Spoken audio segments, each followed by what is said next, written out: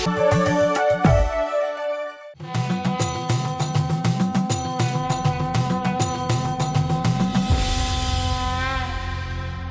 సాహితీ సరస్వతికి నమస్కారం.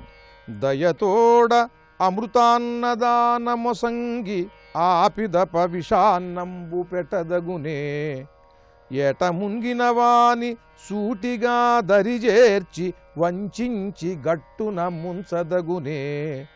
పేదవానికి మంచి పెన్నిధానం బిచ్చి తర్వాత పుచ్చుకోతల్పదగునే. పిన్ననాటను గోలె పెంచిన దీనుని కడతేర్పనడవిలో విడువదగునే. మునుపుని సేవయొసగి ఆ వెనుక విషయవాసనల కుర్పదగునే. నీ వంటి గృణికి బాలగోపాల కరుణాలవాల నీలశైల పాలావని పాల చారుశీల. ఓ బాలగోపాల స్వామి, దయతోడ అమృతాన్నదానమొసగి ఆ పిదప విషాన్నంబు పెట్టదగునే. ఆకలితో బాధపడుతూ వచ్చినటువంటి వాడికి దయదలిచి పంచభక్ష్య పరమాన్నములను వడ్డించి ఆ భోజనం చేసిన తర్వాత చివర్లో తాంబూలంలో విషం వేసి ఎవడైనా ఇస్తాడా స్వామి? ఏమిటయ్యా ఇది? విషయవాసనలలోకి నన్ను నువ్వు నెట్టివేస్తున్నావయ్యా. సద్భక్తిని కలిగించావు, సద్గుణాలు కలిగించావు, సద్గురువుల దగ్గరకు చేర్చావు, సద్బోధలు వినిపించావు. అవి వంట పట్టించుకుని సన్మార్గంలో నడిచే సమయంలో నాపైకి ఈ విషయవాసనలన్నింటినీ కూడా పురిగొల్పుతున్నావు. ఇదేమన్నా నీకు న్యాయమా? దయతోడ అమృత అన్నదానమొసగి ఆ పిదప విషాన్నంబు పెట్టదగునే. ఏట ముంగినవాని సూటిగా దరిజేర్చి వంచించి గట్టున ముంచదగునే. ఏట్లో కొట్టుకు వెళ్ళిపోతున్నటువంటి వాణ్ణి చూచి జాలిపడి ఒక మహాబలవంతుడు నీళ్లల్లోకి దూకి ఈదుకుంటూ వెళ్ళి ఆ ప్రవాహంలో వాణ్ణి పట్టుకుని జాగ్రత్తగా ఈదుకుంటూ వచ్చి ఒడ్డుకి వాడు గుక్క తిప్పుకుని కాస్త గాలి పీల్చుకుంటున్న సమయంలో, ఎరా నీకు నీటిలో స్నానం చేయటం కావాలిరా, నీకు రా నే చేయిస్తానని తీసుకెళ్ళి ఆ ఒడ్డునే వాడిని ముంచేసి లేవకుండా వాడు చనిపోయేలా చేస్తే ఎలా ఉంటుంది? అలా ఉన్నదయ్యా నువ్వు చేసే పని. జ్ఞానం కలిగించావు, అజ్ఞానం యొక్క బాధ ఏమిటో తెలియజేశావు. జ్ఞానంలో ఉండేటువంటి ఈ అమృతత్వము, ఈ వెలుగు, దీన్ని రుచి చూపించావు. కానీ మళ్ళీ విషయవాసనలన్నింటినీ కూడా రేకెత్తిస్తున్నావు. ఇదేమన్నా నీకు న్యాయమా? పేదవానికి మంచి పెన్నిధానం బిచ్చి తర్వాత పుచ్చుగోదల్పదగునే. ఒక నిరుపేదకి సకల సంపదలు ఇచ్చి అన్నీ ఇచ్చానని చెప్పి అన్నదానం చేసి, వాడికి వస్త్రదానం చేసి, వాడికి ధనదానం చేసి, సువర్ణదానం, గోదానం, భూదానం, వాహనదానం ఇచ్చి ఇక పట్టుకెళ్ళు అని వాడవి పట్టుకుంటే వచ్చి ఈ విషయవాసనలు మళ్ళీ నాలో రేకెత్తిస్తున్నావు. ఇదేమన్నా నీకు సమంజసమా? ఓ స్వామి, పిన్ననాటను గోలె పెంచిన దీనుని గడతేర్ప అడవిలో విడువదగునే. ఒక అనాథ బాలుణ్ణి చేరదీసి పెంచి పెద్ద చేసి తీసుకుని వెళ్ళి పెద్ద అయిన తర్వాత యువకుడుగా ఉన్నవాణ్ణి అడవిలో వదిలేసి వస్తే అదేమన్నా న్యాయంటయ్యా? మునుపు నీ సేవయొసగి ఆ వెనుక విషయవాసనల కుర్పదగునే. ముందు నీ సేవని అనుగ్రహించావు, ఆ నామస్మరణ చేయటంలో ఉండే మాధుర్యాన్ని తెలియజేశావు. తరువాత ఈ విషయవాసనలు రేకెత్తించి అవి మానేసేటట్టుగా చేస్తున్నావేమిటయ్యా నన్ను? ఇదేమన్నా న్యాయమా? నాకు స్థిరమైన మనస్సుని, నిర్మలమైన హృదయాన్ని, నిశ్చలమైన కృష్ణభక్తిని ప్రసాదించు అంటూ ఆర్తితో భక్తితో శ్రీకృష్ణ పరమాత్మని వేడుకుంటూ శరణాగతి చెందుతూ సర్వసమర్పణ చేస్తూ మనల్ని కూడా సర్వసమర్పణ చేసి సాగమని తెలియజేస్తూ అద్భుతమైన పద్యరచన చేసి గొప్ప శతకాన్ని మనకు అందించిన పండిత కవులు, కృష్ణభక్తి తత్పరులు శ్రీ పుసులూరి సోమరాజామాత్య కవి రచించిన బాలగోపాల శతకంలోని కొన్ని పద్యాలను గురించి తెలుసుకున్నాం. రేపు మరి ఒక శతకం గురించి తెలుసుకుందాం. ఓం శ్రీకృష్ణాయ నమః.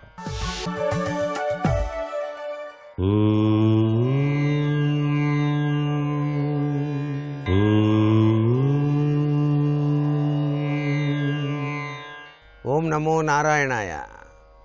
ఓం నమః శివాయ. శ్రీమాత్రే నమః. కృష్ణం వందే జగద్గురుం. కృష్ణ పరమాత్మ ఈ జగత్తునంతటినీ కూడా రక్షిస్తున్నటువంటి గురు పరబ్రహ్మ.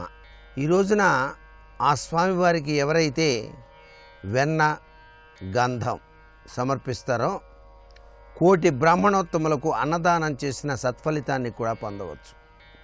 ఈ మార్గశిర మాసం అంత గొప్పది. భక్తులందరూ కూడాను త్రికరణ శుద్ధితో స్వామికి గనక ఈ విధంగా సమర్పించినట్లయితే ధన కనక వస్తు వాహనాది సంతాన వ్యాపార వంశవృద్ధి అనేటువంటివి విష్ణుమూర్తి మనకు ప్రసాదిస్తాడు అని చెప్పేసి శాస్త్రం. అందుకే కృష్ణ పరమాత్మకు కానివ్వండి, విష్ణుమూర్తికి కానివ్వండి, వెన్న గంధం సమర్పించేటువంటి సనాతన సంప్రదాయం కనిపిస్తుంది. దీని వెనకాల పరమార్థ లక్షణం ఏంటి? మనిషికి అహంకారం పనికిరాదని, ఎంత గొప్ప తపస్సంపన్నుడైనప్పటికీ కూడాను అహంకారం గనక ఉన్నట్లయితే పరమేశ్వరుడు లేక పరమాత్మ ఒప్పుకోరు అని. అందుచేత అహంకారం ఇదీయం మే భిన్నా ప్రకృతి రచిత అని పరమాత్మ గీతలో మనకు ఉపదేశించాడు. దీని రీత్యా స్వామికి త్రికరణ శుద్ధితో గంధాన్ని వెన్నను సమర్పించినట్లయితే ఆ పరమాత్మ యొక్క దివ్య కరుణాకటాక్ష వీక్షణాల వలన మన జీవితం సుసంపన్నమై విరాజిలింపచేసుకోవడానికి ఈ మార్గశిర మాసం చాలా బాగా సహకరిస్తుంది అని చెప్పేసి చెప్పడంలో ఏమాత్రం సందేహం లేదు. సర్వే జనా సుఖినో భవంతు.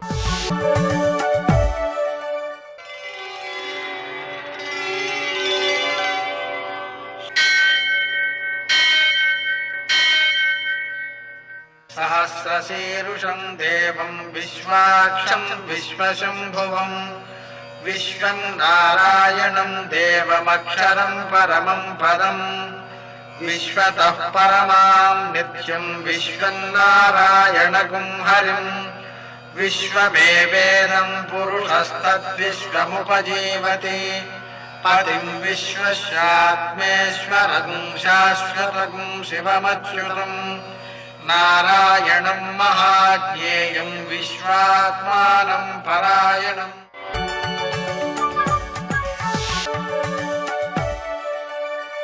సూర్యశౌర్యమథేందురింద్రపదవీ సన్మంగళం మంగళం. నమస్తే భగవన్ దేవ దత్తాత్రేయ జగత్ప్రభో సర్వబాధా ప్రశమనం కురు శాంతిం ప్రయచ్చమే. నేటి కాలమాన విశేషాలను గమనిద్దాం. స్వస్తి శ్రీ చాంద్రమాన దుర్ముఖనామ సంవత్సరం దక్షిణాయనం హేమంత ఋతువు మార్గశిర మాసం శుక్లపక్షం గురువారం. సూర్యోదయం 6:38, సూర్యాస్తమయం 5:37. తిథి నవమి రాత్రి 12:32 వరకు, నక్షత్రం పూర్వాభాద్ర ఉదయం 11:12 వరకు, వర్జం రాత్రి 8:22 నుంచి 9:54 వరకు, దుర్ముహూర్తం ఉదయం 10:18 నుంచి 11:02 వరకు, మరల మధ్యాహ్నం 2:41 నుంచి 3:25 వరకు, అమృతకాలం తెల్లవారుజామున 5:32 ప్రారంభం. రాహుకాలం గురువారం కాబట్టి మధ్యాహ్నం 1:30 నుంచి 3 గంటల వరకు, అష్టకౌర్కు రీత్యా శుభప్రదమైన సమయం మధ్యాహ్నం 1 గంటకి. నేటి విశేషం మార్గశిర లక్ష్మీవారం, అలాగే ప్రళయ కల్పాది కూడా. మార్గశిర లక్ష్మీవారము అనే పేరు చాలా విశిష్టమైనది. అంటే మార్గశిర మాసంలో గురువారములకు ప్రాధాన్యం ఎక్కువ, దాన్ని లక్ష్మీవారముగా భావన చేస్తూ ఉంటారు. ఇక్కడ గురువారానికి లక్ష్మికి సంబంధం ఏంటి? లోకంలో మనకు గురువారం అనేటువంటిది గురునికి సంబంధించినదిగా కనిపించినప్పటికీ జాతకంలో ధనకారకుడుగా పేరున్నది గురుడికి మాత్రమే. ఎందుకని అంటే గురుడికి మేధాశక్తి ఉంది, జ్ఞానం ఉంది. అందువలన ధనాన్ని రక్షించుకోవాలన్నా వృద్ధిపరచాలన్నా ముఖ్యంగా ఉపకరించేది జ్ఞానం మాత్రమే. శుక్రుడి వల్ల వచ్చేటువంటి సంపద ఏదైతే ఉందో అది అనుభవయోగ్యంగా భోగానుభవాలకి మాత్రమే పనిచేస్తుంది. ధనాన్ని వృద్ధి చేయాలన్నా, దాన్ని ఉత్పత్తి చేయాలన్నా గురుని యొక్క మేధాశక్తే చాలా విశిష్టమైనది. ఆ కారణంగా మనకు గురువుకు లక్ష్మికి అనుబంధం ఎక్కువ. ఆ విధంగా గురుని ద్వారా వచ్చిన సంపద ఏదైతే ఉందో అది ధర్మ మార్గంలో మాత్రమే వస్తుంది. అలా ధర్మ మార్గంలో మాత్రమే వచ్చినటువంటి సంపద అనుభవయోగ్యమై ఆనందప్రదమవుతుంది. అందుకని అన్ని విధాలా మనకు సంపద అభివృద్ధిని కలిగించాలి అంటే తప్పనిసరిగా ఈ గురువారం నాడు లక్ష్మీని పూజించటము, ఆమె యొక్క అనుగ్రహాన్ని సాధించటము అత్యవసరం. ఇక ప్రళయ కల్పాది కావడం వలన మన పితృదేవతలను ఉద్దేశించి దానాధికం చేసుకోవడం ద్వారా సంతానం అభివృద్ధి చెందడం, సంపద అభివృద్ధి చెందడం సంభవిస్తుంది. నేటి ఆణిముత్యాలు.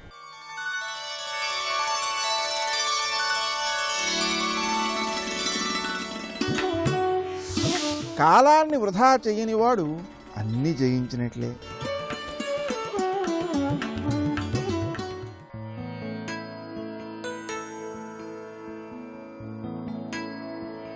భయం మనిషికి ఒంటరితనాన్ని ఇస్తుంది.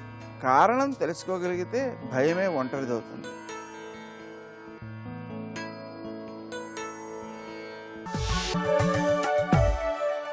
నమో నమో సుబ్రహ్మణ్య శ్రీ వరద ఉషోదయం నేను కొలిపినది నీ కృతిగా. మీరు సుబ్రహ్మణ్య క్షేత్రాలు కానీ తమిళనాడులో తిరిగితే, అంటే ప్రధానమైన 6 కాకుండా ఇంకా చాలా ఉన్నాయి. కొన్ని శివాలయాల్లో కూడా సుబ్రహ్మణ్యుడు ప్రత్యేకంగా ఉంటాడు. అక్కడ కొన్ని చిత్రపటాలు, శిల్పాలు లిఖించి ఉంటాయి. పరిశీలించాలి. ఆలయానికి వెళ్ళినప్పుడు మనము మన కోరిక కొబ్బరికాయ కాకుండా ఆలయ కుడ్యాలు, వాటి యొక్క స్తంభాలు, శిల్పాలు కూడా పరిశీలిస్తే ఆలయ చరిత్ర అంతా తెలుస్తుందండి. ఆ పరిశీలనాత్మక దృష్టితో చూస్తే ఒక్కొక్క ఆలయం ఒక్కొక్క అద్భుతం. ఏ దేవతని మీరు అక్కడ దర్శించడానికి వెళ్ళారో ఆ దేవతకి సంబంధించిన మర్మములన్నీ అక్కడ శిల్ప చిత్రాల రూపంతో ఉంటుంది. ఇంకా వెతికితే వాటి వాంగ్మయము, సాహిత్యము వీటిలో కూడా దొరుకుతాయి. కనుక ప్రతి దేవాలయానికి ఒక శాస్త్రము, ఒక చరిత్ర ఉంటుంది. ఇది తెలుసుకోవాలి. విశేషంగా ఈ 6 కమలాల్లోకి శివుని తేజస్సు వెళ్ళడం, అమ్మవారు తీసుకురావడం, అనేక చోట్ల చిత్రపటములుగా చూసిన వారు ఉండవచ్చు ఇక్కడ. మొత్తానికి ఈ కథ ప్రమాణంగా చూస్తే మహపురా వైభుద సైంధవ శ్రీ శరాటవీ మధ్యగత హ్రదాంత శ్రీకంఠ ఫాలేక్షణ జాతమీడే తత్పుష్కరస్యాయతనాధిజాత. ఇక్కడ తత్పుష్కరస్యాయతనాధిజాత అనేది వేదవాక్యం. ఈ వేదవాక్యంతో కూర్చోబడిన వేదపాద స్తవంలో శరాటవీ మధ్యగత హ్రదాంత, హ్రద అంత అంటే మడుగు నడుమున శ్రీకంఠ ఫాలేక్షణ జాతమీడే, శ్రీకంఠుని ఫాలేక్షణము నుంచి, శ్రీకంఠుడు అంటే నీలకంఠుడైన శివుడు, ఆయన యొక్క ఫాలనేత్రము నుంచి జనించినటువంటి ఆ స్వామికి నమస్కారము. అది కమలముల నుంచి వచ్చాడు. అందుకే పుష్కరస్య ఆయతనాత్ అన్నారు. ఇక్కడ పుష్కరమే తన యొక్క ఆయతనముగా ఉద్భవించినటువంటి వాడు అన్నారు. పుష్కర శబ్దానికి కమలమని, ఆకాశమని 2 అర్థములు ఉన్నాయి. ప్రస్తుత అర్థం కమలం. అంతేకాదు మరొక్క రహస్యం ఉన్నది ఇక్కడ. కేవలం శివ సంతానమే కానీ అమ్మవారు ఎక్కడ కలిసారండి అక్కడ? కనుక శివపుత్రుడు అనాలి. అసలు అమ్మవారిలోకి వెళ్ళబోయేటువంటి తేజస్సు దైవ సంకల్పం చేత పంచభూతాల్లో ప్రవేశించి పంచభూతాల్ని కలుపుకుని శివ తేజస్సు అయింది. కనుక పంచభూతాలలో శివ తేజస్సు సుబ్రహ్మణ్యుడు. పంచభూతాలలో అంటే 5, వాటిలో ఉన్న శివుడు 6వది. 6 కలిపి 6 ముఖాలతో వచ్చాడు. అది ఒకటి విశేషం. అయితే మరి శక్తికి యొక్క సంపర్కం లేదే, కొంచెం ఆశ్చర్యం కలుగుతుంది. అటువంటి అమ్మపుత్రుడని ఎలా అంటారు? ఉమాపుత్ర అని. ఎందుకంటే సుబ్రహ్మణ్యుని ధ్యానం చేసేటప్పుడు ఉమాదేవి ఒళ్ళో ఉన్నాడని ధ్యానించాలిట. ఉమాకోమల హస్తాబ్జ సంభావిత లలాటికం హిరణ్యకుండలం వందే కుమారం పుష్కరస్రజం అని వర్ణించారు ఇక్కడ. కుమారం పుష్కరస్రజం ఇది కూడా ఒక వేదవచనంతోనే వచ్చినటువంటి శ్లోకం ఇది. ఇక్కడ ఎలా ఉన్నాడు సుబ్రహ్మణ్యుడు అంటే ఉమా కోమల హస్తాబ్జ సంభావిత లలాటికం. అమ్మ ఒళ్ళో ఉన్నాడు. ఆ తల్లి ప్రేమగా అతని ముంగురులు సవరిస్తుంది. అక్కడ తలపై ఉన్నటువంటి ముంగురులు సవరిస్తున్నది. అందుకే సంభావిత లలాటికం. అప్పుడు ఆ పాలనేత్రానికి అమ్మవారి యొక్క వేలు కొసలు ఆ నుదుటికి తగులుతున్నాయి సుబ్రహ్మణ్య స్వామి వారికి. అలా సవరిస్తూ ఉంటే మందహాసం చేస్తున్నాడు సుబ్రహ్మణ్యుడు. ఆయనకు బంగారు కుండలములు ప్రకాశిస్తున్నాయని అన్నారు. హిరణ్య కుండలం ఆ వర్ణించడంలో విశేషం ఏంటంటే కుండలములు, శిఖ, యజ్ఞోపవీతం ఇది బ్రహ్మచారికి ఉన్నటువంటి శ్రోత్రియుడికి ఉన్న వేషం ఇది. అందుకు సుబ్రహ్మణ్య రూపంలో కుండలముల వర్ణన ప్రధానంగా చెప్తారు ఇక్కడ. ఎందుకంటే ఆయన ప్రధానంగా వేద పురుషుడు, బ్రహ్మచర్య తేజస్సు ఆయన. అందుకే హిరణ్య కుండలం వందే కుమారం పుష్కరస్రజం అన్నారు.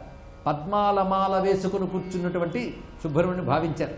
అది అమ్మవారికి మహాప్రీతి పాత్ర సుబ్రహ్మణ్యుడు, కానీ ఆయన అసలు శివపుత్రుడు. చిత్రం ఏంటంటే అమ్మవారి ఒంటి నలుగులోంచి పుట్టాడు గణపతి, కానీ గణపతి అమ్మవారి కొడుకు.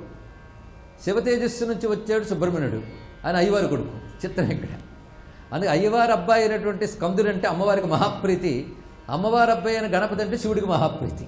అందుకే శంభు కోపఘ్న శంభు హాస్యభూ అని గణపతి నామాల్లో చెప్తారు. శివుడు ఎప్పుడైనా 3 బాగులేకపోతే గణపతి ఎదురుగా వస్తే ఆయన 3 బాగుంటుందట. అందుకు శంభు కోపఘ్న శంభు హాస్యభూ అన్నారు. శివుడు నవ్విస్తాడు. ఏదో చిరాకులు ఉన్నాడు అనుకోండి శివుడు, గణపతి దగ్గరికి వెళ్తే ఒకసారి నవ్వుతాడట, ఆనందపడిపోతాడు ఇక్కడ. అందుకే పిల్లలతో వాళ్ళిద్దరిని జానిస్తే మన క్షేమం. గణపతిని అంత చక్కగా లాలిస్తాడు శివుడు, అమ్మవారు సుబ్రహ్మణ్యం అంత చక్కగా లాలిస్తారు. అయితే చిత్రం ఏంటంటే శక్తి లేనిది శివుడు వ్యక్తం కాడు, అది గమనించుకోవాల్సింది ఇక్కడ. ఎందుకంటే అవ్యక్తతత్వమే శివుడు, వ్యక్తతత్వమే శక్తి అని శాస్త్రసిద్ధమైన వాక్యం. అందుకే వ్యక్తం అంబామయం సర్వం అవ్యక్తంతో మహేశ్వరం అని శాస్త్రసిద్ధమైన వాక్యం. వ్యక్తమైనదంతా అంబామయం, అవ్యక్తం ఈశ్వర స్వరూపము అని చెప్తున్నారు.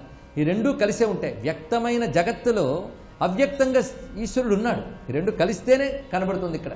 ఎందుకంటే అగ్నిని ఇవ్వాలి అంటే కట్టో ఏదో రగిల్చింది ఇవ్వలేరు మీరు. కాదండి నాకు అగ్ని కావాలి కానీ కట్టెందుకు కావాలి అనకూడదు, అది లేనిది ఇది రాదు.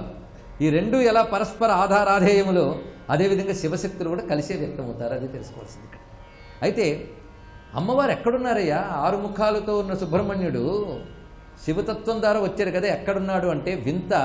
ఆయన తేజస్సు వెలికి వచ్చింది, పంచభూతాలు పట్టుకోలేకపోతున్నాయని తెలిసి అమ్మవారు శరవణముగా మారారు. అది చిత్రమైనటువంటి అంశం. అది శరవణ రూప అమ్మవారే.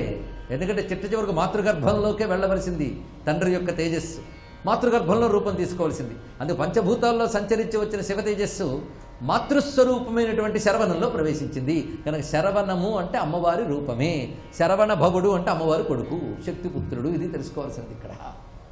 ఇంత అందమైన విషయం ఉన్నది. కనుక సుబ్రహ్మణ్యుడు పరిపూర్ణ రూపం ఎప్పుడు తీసుకున్నాడు? శరవణంలో ప్రవేశించాకే. అంటే జగన్మాత పరిపూర్ణ రూపాన్ని ఇచ్చింది. కనుకనే బయటకు చూడడానికి శివుని వల్ల కలిగినట్టు కనబడ్డా అమ్మ వల్లే పూర్ణ రూపాన్ని స్వీకరించాడు అని తెలుస్తున్నది ఇక్కడ. అటువంటి స్వరూపం గనక యో జాహ్నవీ శరారణ్య హ్రదాంభోజే బభౌపుర తస్మై నమషణ్ముఖాయ మహాసేనాయ ధీమహి. చిత్రం ఏంటంటే గంగ తీసుకువెళ్ళి పెట్టింది అక్కడ. ఆ కింద ఉన్నటువంటి ఆ మడుగులో గంగ ద్వారా ఆ మడుగులోకి తీసుకువెళ్ళినప్పుడు ఆ మడుగు రూపంలో ఉన్నది అమ్మవారు. అమ్మవారు అక్కడ బయటకు మాత్రం శరవణముగా గోచరిస్తున్నారు. కింద జలతత్వం అంతా ఆవిడిది. లోకంలో కూడా ఇంకో రహస్యం ఉన్నది. అగ్నితత్వం శివుడు, జలతత్వం అమ్మవారు. అగ్ని సోమాత్మకం జగత్. అందుకే అమ్మవారు ఉంటే చల్లగా ఉంటుంది, అయ్యవారు అగ్నిస్వరూపుడు. ఆ ఇద్దరు ఉంటేనే మన బ్రతుకు బాగుంటుంది.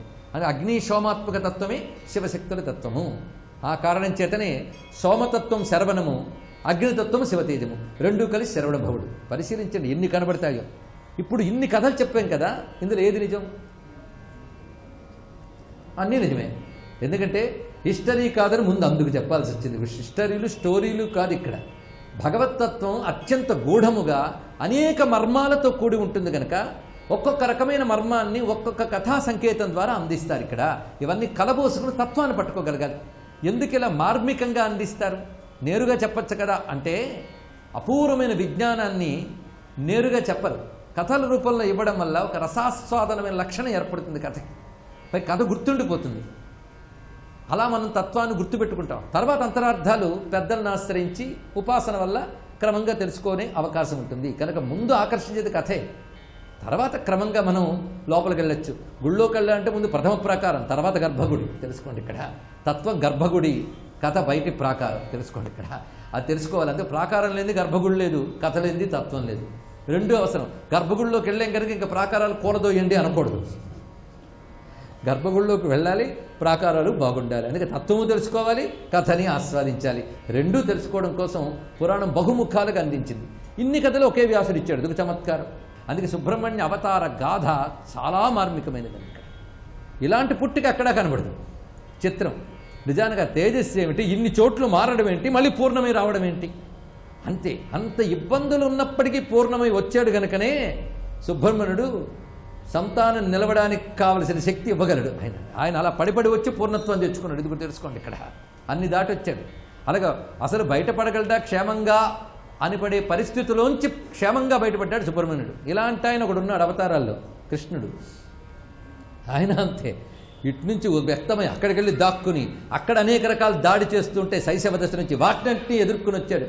అందుకే మహాభారతంలో కృష్ణతత్వము సుబ్రహ్మణ్య తత్వంతో సమన్వయించారు. రామాయణంలో రామతత్వాన్ని సుబ్రహ్మణ్య తత్వంతో సమన్వయించారు పెద్దలు. ఇది ఎవరికి తెలుస్తుందంటే ఉపాసనా మర్మములు తెలిసిన వారికి తెలుస్తుంది. జగద్రక్షణ కోసం ఆవిర్భవించే ఈశ్వర తేజస్సు సుబ్రహ్మణ్యుడు. అది రాముడిలోని సుబ్రహ్మణ్యుని, కృష్ణుల్లోని సుబ్రహ్మణ్యుని దర్శించారు వాల్మీకి వ్యాసుడు.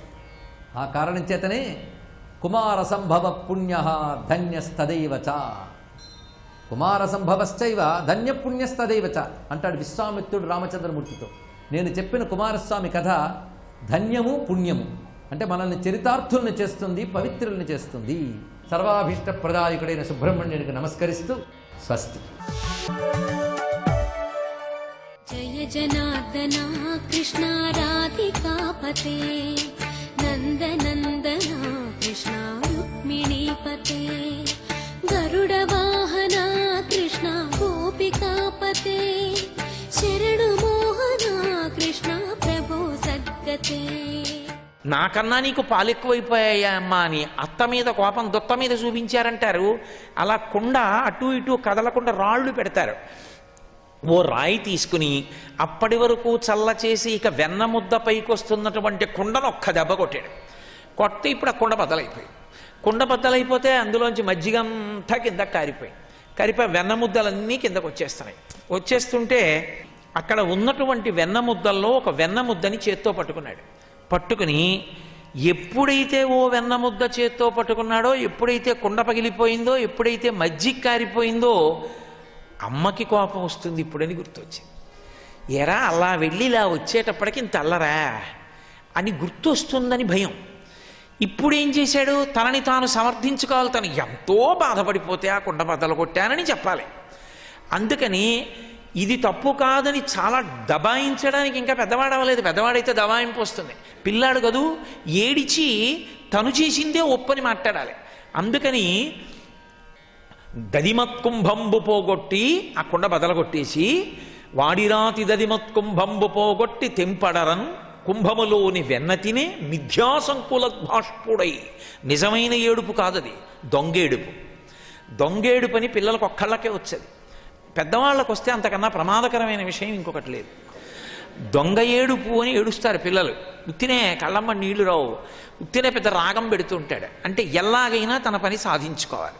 ఒకటి, అమ్మ పెడుతున్నది తినకుండా ఉండాలన్నా, అమ్మ ఎంత పనిలో ఉన్నా తనకి పెట్టాలనుకున్నా పిల్లలకి ఇదే సాధనం. ఏదో పాల సీసా పెట్టి పాలు పడుతోంది అనుకోండి, వాడికి తాగడం ఇష్టం లేదు, వాడు రాగం మొదలెడతాడు. వాడికి అప్పుడు తాగాలనుంది, వాడు రాగం మొదలెడతాడు. నిజంగా కళ్ళమ్మట నీళ్లు రావు. ఒక్కొక్కసారి విచిత్రం ఏంటంటే దొంగ కన్నీళ్లు మొదలు పెడతాడు. లోపల బాధ ఉంటే కదా ఏమైనా అరవడానికి. అందుకని ఏడవడానికి ఏం లేదు అక్కడ. అందుకని ఏడుపు లేదు, నోటి మాటలు ఉన్నాయి. అది చెప్పారా పోతన గారు, నువ్వు అనుభవించాలి మనసు చేత. ఏమని ఏడుస్తాడు ఇప్పుడు అంటే అది విడిచిపెట్టారు పోతన గారు. నువ్వు భావించుకోనప్పుడు ఆ లీలకు అర్థం లేదని. అమ్మా అమ్మా నేను ఆడుకుంటున్నానమ్మా, అవతల పిల్లలందరూ ఎదురు చూస్తున్నారమ్మా, నాకేమో ఆకలేసేస్తోందమ్మా, కాసిన పాలు తాగెడదాం అనుకున్నానమ్మా, వచ్చానమ్మా, నిన్ను పాలు అడిగానమ్మా, నువ్వు పాలు ఇవ్వలేదమ్మా, చల్ల చేసుకుంటున్నావమ్మా, ఎంత బతిమాలేదమ్మా, పాలు ఇస్తానన్నావమ్మా, సగం ఇచ్చావమ్మా, నా ఆకలి తీరలేదమ్మా, పాలు దింపడానికి వెళ్ళిపోయావమ్మా, నువ్వు అన్నీ ఇలాంటి పనులే చేస్తావమ్మా, వాళ్ళందరూనేమో నువ్వు కడుపు నిండా తిని రాలేదా, మీ అమ్మ పెట్టలేదా అంటారమ్మా, నాకు ఎంత అవమానం అమ్మా, నువ్వేంటమ్మా ఇలాంటి పనులు చేస్తావమ్మా. ఇవన్నీ చదివేస్తున్నాడు అమ్మ మీద. నిజంగా ఆవిడ ఇవన్నీ చేసిందా అంటే అమ్మ మీద ఆరోపణలు పసితనంతో. అంత కృష్ణుడు, అంత అఖిలాండ కోటి బ్రహ్మాండ నాయకుడు అమ్మతనానికి కట్టుబడితే అంత కిందకి వెళ్ళిపోయాడు. అంతే. అమ్మ అన్న మాట పరమేశ్వరుణ్ణి కూడా ఎంత శైశవావస్థకి తీసుకెళ్ళగలదో అమ్మతనానికి ఉన్న గొప్పతనం ఏమిటో చూపించారు. కాబట్టి ఇప్పుడు ఆ వెన్న ముద్దు ఒకటి చేత్తో పుచ్చుకున్నాడు. వెన్న కనబడితే పుచ్చుకోవడం మరి అలవాటు కదా, అది తన కొరకేని. ఇప్పుడు ఆ వెన్న తీసి చేత్తో పట్టుకున్నాడు. మధ్య మధ్యలో చిన్న పిసరిలా ఆకుతున్నాడు, మళ్ళీ గుర్తొచ్చి ఏడుస్తున్నాడు దొంగేడు. ఈలోగా ఆవిడ పాలు దింపేయడం అయిపోయింది. రాబోయే పరిణామాలు విపత్కరంగా ఉంటాయని తెలుసు. ఎందుకని తిరిగి వచ్చిందనుకోండి పాలేం ఇవ్వదు, కొడితే కొట్టేవలే నాన్న పాలు తాగు అని ఈ రోజుల్లో అయితే అంటారేమో. ఆవిడ అలా అందం. అందుకని అమ్మ ఎక్కడ బుగ్గ గిల్లుతుందో, ఎక్కడ పిక్క తిప్పుతుందో, ఎక్కడ 2 దెబ్బలు వేస్తుందో ఆవిడ జన్మాంతరంలో పాపం ఆవిడ కొట్టింది లేదు యశోద. నిజంగా కొడదామన్నా ఈయన ముగ్ధమోహన స్వరూపం చూసి పొంగిపోయి ఊరుకుండిపోయేది. కాబట్టి ఇప్పుడు తనని ఎక్కడ దెబ్బలాడుతుందో అని గప్చిప్గా ఆ వెన్న ముద్ద పట్టుకుని వెళ్ళిపోయాడు. ఆవిడ కుండ దింపిడి తిరిగి చూసింది, ఏదో అంటున్నాళ్లే అనుకుంది.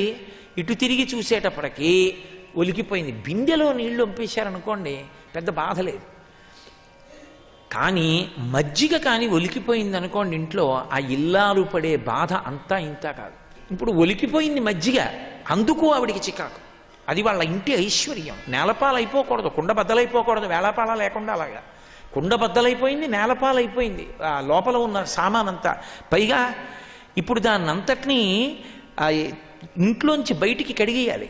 అది ఆవిడికి ఇష్టం లేని పని. కాబట్టి అందుకు ఆగ్రహం వస్తుంది ఆవిడికి.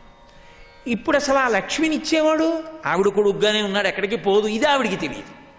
ఆయన లక్ష్మీనాథుడు, ఆయన ఉన్న చోట ఆవిడ ఉంటుంది. చాలామందికి తెలియక లక్ష్మీ పూజ చేస్తే ఉంటుంది అనుకుంటున్నారు. ఆవిడే ఉండదు అలా. ఆవిడ ఎందుకు ఉంటుందంటే విష్ణు పూజకు ఉంటుంది.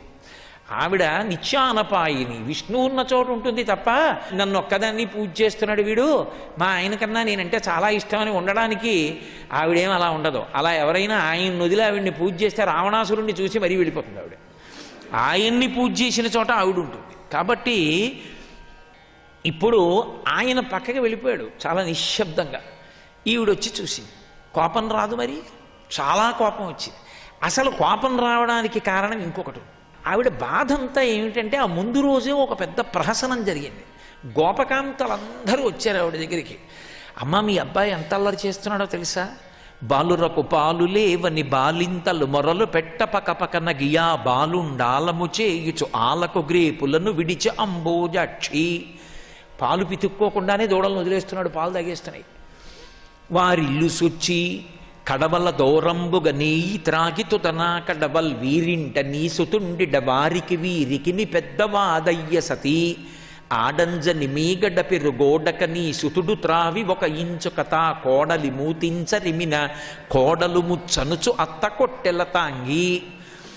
వారిల్లు సొచ్చి తా ఉట్టి అందక పీటలు రోలు ప్రోవిడి ఎక్కి చేపెట్టజాలక కుండ కిందొక పెద్ద తూటునరించి మీ పట్టి మిగడపాలు చెరలు పట్టి త్రావెతలోదరి.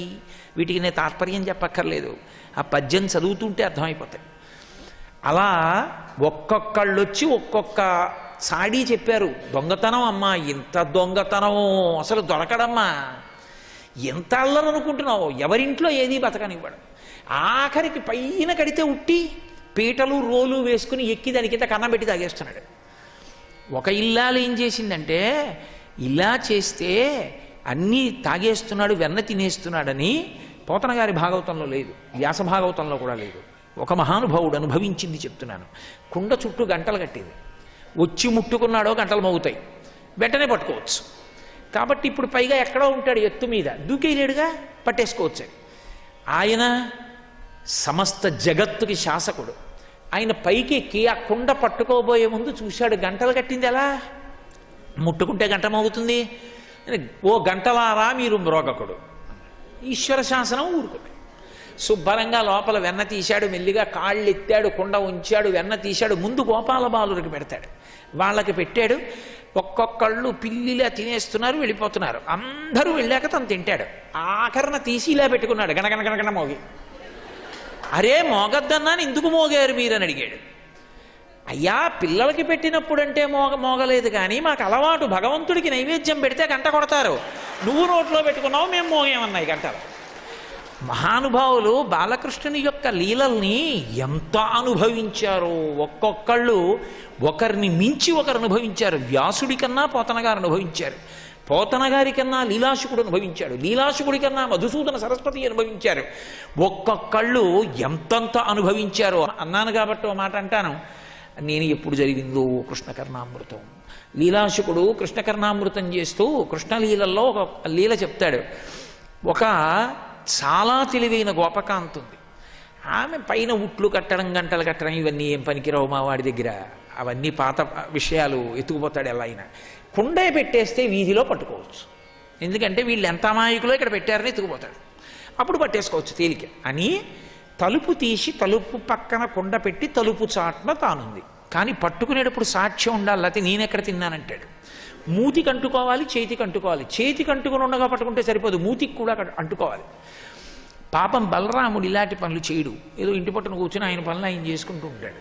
ఈయనే వచ్చాడు తన వెనక పరివారంతో, వచ్చి తలుపు పక్కన ఉన్నటువంటి కుండ చూశాడు. ఆయనకు అనుమానం వచ్చింది, ఒరే అందరూ ఉట్లు మీద పెడితే ఈవిడ తలుపు పక్కన పెట్టిందంటే ఇక్కడే ఎక్కడో ఉండుంటుంది, చాలా జాగ్రత్తగా ఉండాలి మనం, పరమ నిశ్శబ్దంగా తినండి, దక్షిణామూర్తులై తినండి అన్నాడు. సర్వం శ్రీ ఉమామహేశ్వర పరబ్రహ్మార్పణమస్తు. స్వస్తి.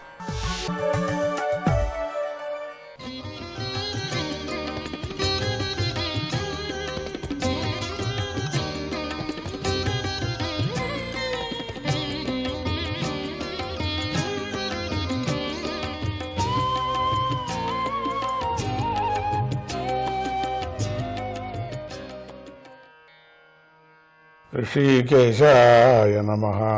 కృత్తిక మొదలైన నక్షత్రాలు చంద్రుడి భార్యలు. ఆ చంద్రుడికి దక్షుడి శాపం తగిలి క్షయరోగంతో పీడించబడ్డాడు. ఆయనకు తన భార్యల యందు సంతానం కలగలేదు. చంద్రుడు దక్షుణ్ణి ప్రసన్నం చేసుకొని కృష్ణపక్షంలో ఖండించబడ్డ తన కళలను తిరిగి పొందాడు. తర్వాత ప్రాణుల తల్లుల యొక్క పేర్లను విను, వారు కశ్యప ప్రజాపతికి భార్యలు. వారి నుండే ప్రాణి సమూహం పుట్టింది. అదితి, దితి, ధనువు, కాష్ట, అరిష్ట, సురస, ఇల, ముని, క్రోధవశ, తామ్ర, సురభి, సరమ, తిమి అని వారి పేర్లు. వారిలో తిమికి జలజంతువులు జన్మించాయి. సరమకు క్రూరమైన జలజంతువులు పుట్టాయి. సురభికి గేదెలు, గోవులు మొదలైనవి 2 గిట్టల జంతువులు కలిగాయి. తామ్రకు డేగలు, గ్రద్దలు మొదలైన క్రూర స్వభావం గల పక్షులు జన్మించాయి. మునికి అప్సరసల గణాలు జన్మించాయి. క్రోధవశకు త్రాచుపాము మొదలైన విషసర్పాలు, ఇలకు చెట్టు చామలు, సురసకు రాక్షసులు జన్మించారు.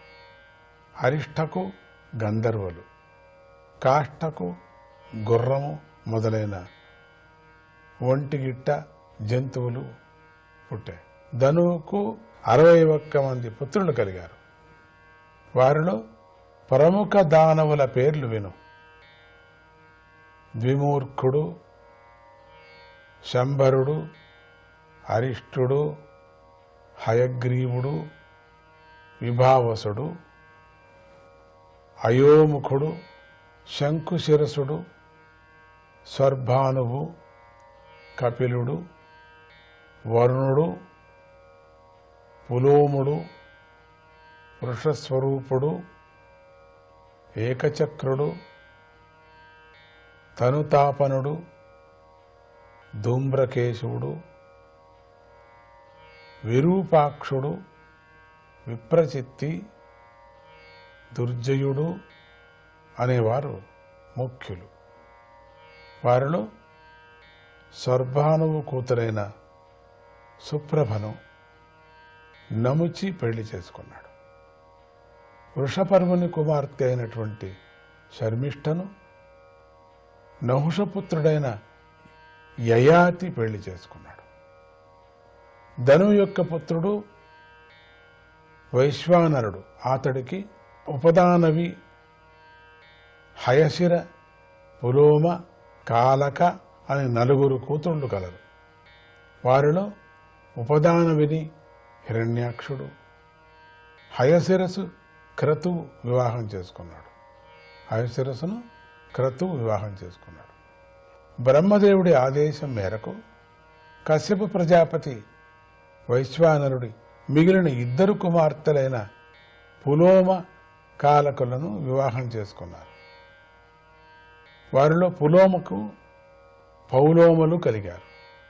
కాలకకు కాలేకయులు కలిగారు. వీరు ధనువంశీయులైనటువంటి రాక్షసులు, యుద్ధంలో మహావీరులు. ఓ పరీక్షణ్ మహారాజా, పౌలోమ కాలకేయ వంశాలకు చెందినటువంటి దానవులు యజ్ఞాలను పాడు చేశారు. వారిని నీ తాతగారైన అర్జునుడు స్వర్గలోకంలో సంచారం చేసే సందర్భంలో సంహరించి ఇంద్రుడికి సంతోషం కలిగించాడు. తర్వాత విప్రచిత్తికి సింహిక యందు 101 మంది పుట్టారు. వారిలో పెద్దవాడు రాహువు, మిగిలిన 100 మందికి కేతువులని పేరు. ఆ రాహువు గ్రహమయ్యాడు. ఓ పరీక్షణ్ మహారాజా, ఇకపై నీకు అదితి వంశం గురించి చెబుతాను విను. ఆ వంశంలో సర్వవ్యాపకుడైనటువంటి నారాయణుడు తన అంశతో జన్మించాడు. ఇది చెప్పడానికోసరమే ఇంత వంశవృక్షాన్ని పూర్తిగా వినాల్సింది మనం. రెండవది, మనమంతా అక్కడి నుంచి వచ్చినటువంటి వాళ్ళు. వీళ్ళంతా మన పితృదేవతలు. వీళ్ళంతా దేవతలైనా మనకు పితృదేవతలు వాళ్ళు. అది వినకపోతే మన పూర్వీజుల యొక్క సిద్ధాంతము, వాళ్ళ యొక్క కథ, వాళ్ళ యొక్క మహిమ మనం వినకపోతే ప్రయోజనం ఏమీ లేదు. అందుకని ఇక్కడ ఈ నారాయణ అంశంతో జన్మించాడని చెప్పుకున్నాం కదా, అదితి వంశం గురించి చెప్తాను విను అని చెప్పినప్పుడు ఆ వంశంలో సర్వవ్యాపకుడైన నారాయణుడు తన అంశతో జన్మించాడు. ఎక్కడి నుంచి ఎక్కడికి తీసుకొచ్చాడు చూడండి. అదితి మాతకు వివస్వంతుడు, ఆర్యముడు, పూష, త్వష్ట, సవిత, భగుడు, ధాత, విధాత, వరుణుడు, మిత్రుడు, ఇంద్రుడు, ఉరుక్రముడైన వామనుడు కలిగారు.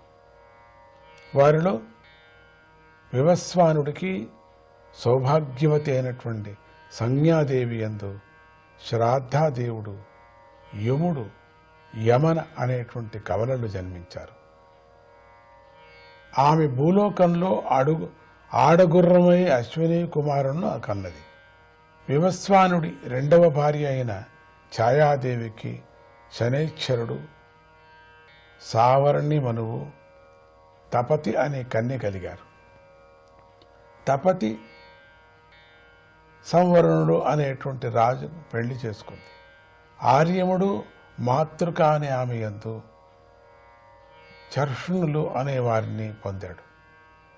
వారు వివేక జ్ఞానం కలవారు.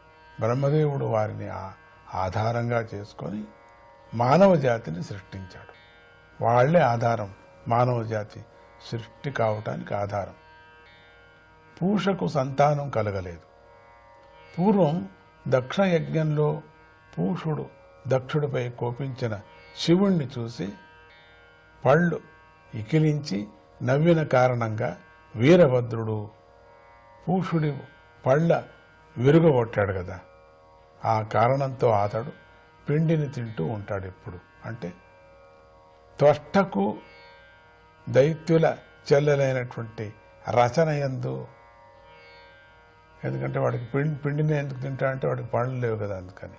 అది పెద్ద యజ్ఞం జరిగేటప్పుడు జరుగుతుంది. చాలా చిత్రంగా ఉంది కథ కూడా. అది త్వష్టకు దైత్యుల చెల్లెలైన రచన యందు సన్నివేశుడు విశ్వరూపుడు జన్మించారు. ఒకానొక సమయంలో అంగీరసుడి పుత్రుడు, దేవతలకు గురువు అయినటువంటి బృహస్పతి ఇంద్రుడితో అవమానించబడి దేవతలను విడిచిపెట్టాడు. అప్పుడు దేవతలు దైత్యుల చెల్లెల కొడుకైన విశ్వరూపుడిని పురోహితుడుగా చేసుకున్నాడు. ఇంతటితో 6వ స్కందంలోని 6వ అధ్యాయము సమాప్తమవుతున్నది. అత్యద్భుతమైనటువంటి ఈ వంశవృక్షము మానవులు పుట్టేంతవరకు తీసుకొచ్చారు. నారాయణుడు పుట్టేంత వరకు తీసుకొచ్చారు. పశుపక్ష్యాదులందరినీ పుట్టారు, సమాచారం చెప్పుకున్నారు. దేవతలు, రాక్షసులు వీళ్ళందరూ ఎట్లెట్లా ఏ అంశాలతో పుట్టారు, ఈ జగత్తు విస్తారం కావటానికి ఏమిటిది? దేవజాతి వాళ్లను, మానవజాతి వాళ్లను, రాక్షస కులాన్ని, పశు పక్షి క్రిమి కీట జంతువుల్ని కూడా, వృక్ష సంపత్తుని అన్నీ ఈ జగత్తంతా సృష్టి కావటానికి పరబ్రహ్మ చేసినటువంటి ఎన్ని వేల సృష్టిలో చెప్పలేనటువంటివి. ఇంతవరకు మనం విన్నాం కదా 6వ అధ్యాయంలో. ఇప్పుడు మనం 7వ అధ్యాయానికి వెళుతున్నాం. మనం దామోదరాయ నమః.